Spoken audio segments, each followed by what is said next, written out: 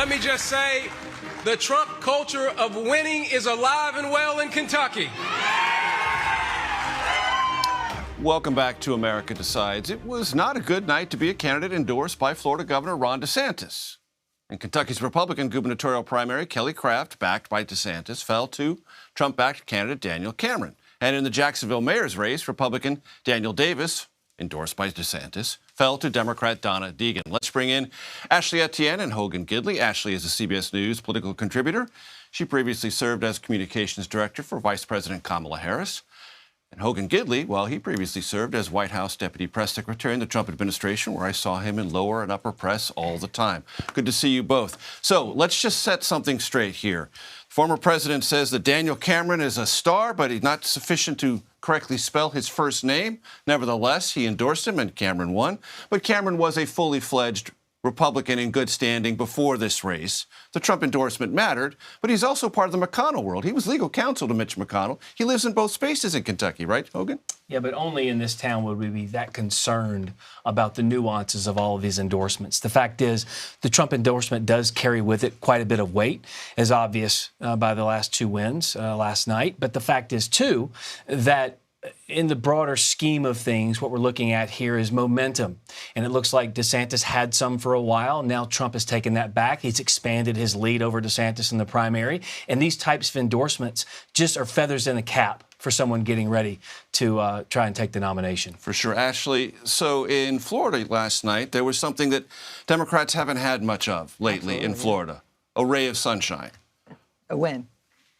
Not just atmospheric, but actual political one. Because everything has been about the obituary for Florida Democrats since DeSantis crushed Charlie Crist in the gubernatorial race. What happened in Jacksonville? How important is it? Oh, I mean, the win is phenomenal in Jacksonville for the Democratic Party. I mean, it really, to your point, gives us a ray of sunshine and a hope that we can actually play in the state. I met with the president's campaign leaders, many of them I worked with on the last campaign, and they made a point to me, which is there is this narrative that Democrats are running away from Florida. And the reality is they're going to double down in Florida in this next cycle. So I think Jacksonville, the win in Jacksonville, creates a lot of momentum and encouragement that is the right strategy. So President Biden and the team is going to double down in Florida. They're not walking away from Florida. And again, this race just gives us some great hope. So I want you to look at some video from yesterday at the Oval Office. The vice president was in the meeting with the congressional leaders on the debt ceiling. Explain to us, Ashley, the vice president's role in the re-election and how the White House is reintroducing or reimagining that.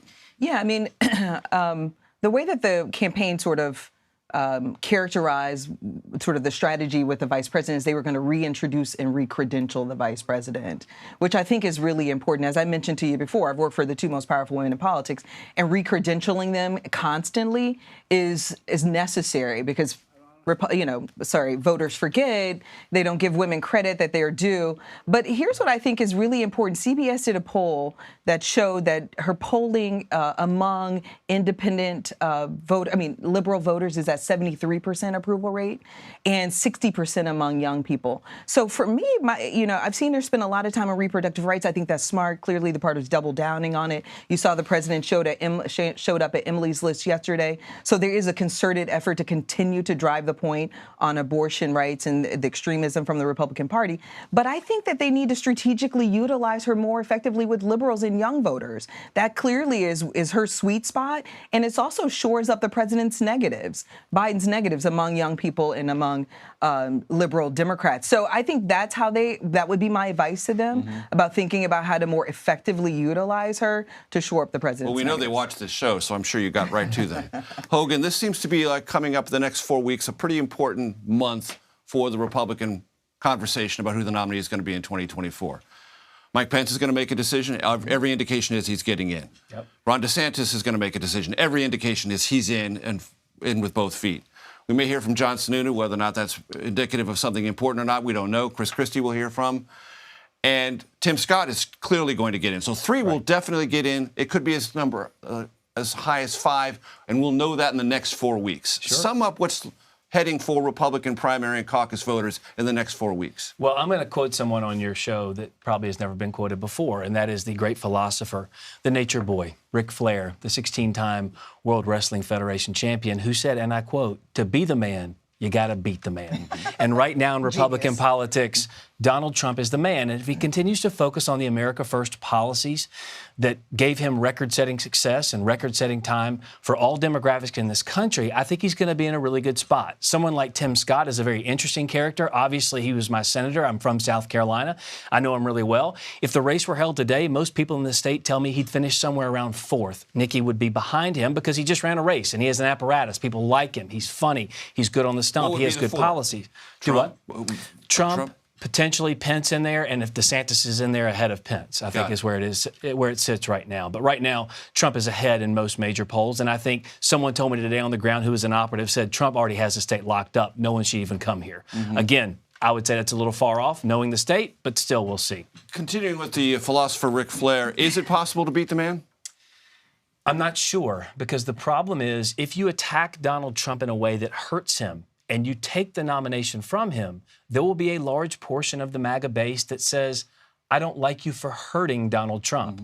And they will stay home and they will not vote for you. That is the problem. I do think a lot of the candidates are banking on the calculus that something else will hurt Donald Trump, some legal issue, something else that goes on that will sink his candidacy. I wouldn't bet on that if history is any guide. But right now, he still is just crushing the field. And does that make Democrats happy, Ashley? Absolutely. Why?